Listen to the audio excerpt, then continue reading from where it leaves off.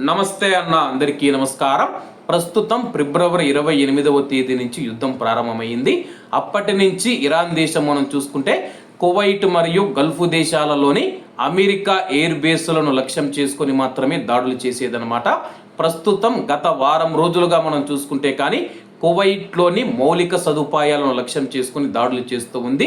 అలాగే కువైట్లోని మీనా అబ్దుల్లా కానీ Meena all Ahmadi కానీ పెట్రోల్కు సంబంధించినవి ఏవైతే ఉన్నాయో ఆ యొక్క చమురు నిక్షేపాలపైన దాడులు చేస్తూ ఉంది. కువైట్ ఎయిర్పోర్టు పైన దాడులు చేస్తూ ఉంది. ప్రస్తుతం కువైట్ దేశానికి కువైట్ ప్రజలకు జీవనాధారమైన డీశాలినేషన్ సెంటర్ల పైన దాడులు ప్రారంభించిందనమాట.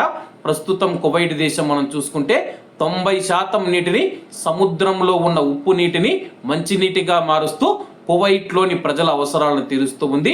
ప్రస్తుతం వాటిని లక్ష్యం చేసుకుని దాడులు చేయడం పట్ల కువైట్ ప్రభుత్వం తీవ్రంగా ఖండించిందనమాట. అలాగే ఇరాన్ను కూడా హెచ్చరించిందనమాట. మా యొక్క మౌలిక సదుపాయాలపైన దాడి చేస్తే ఊరుకోబోమని చెప్పేసి తమను తాము రక్షించుకునే హక్కు కువైట్ దేశానికి ఉందని చెప్పేసి తీవ్ర హెచ్చరికలు జారీ చేసిందనమాట.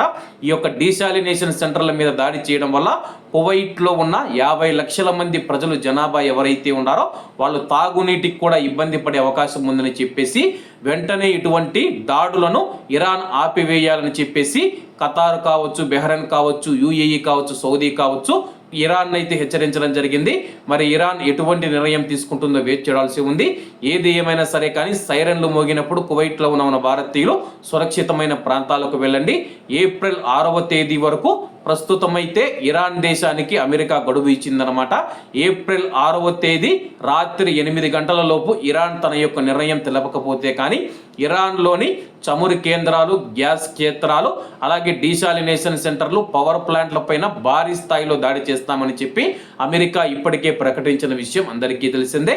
కాబట్టి అందరూ బాగుండాలి, అందులో మనం ఉండాలి. అందరికీ నమస్తే అన్న, జై హింద్.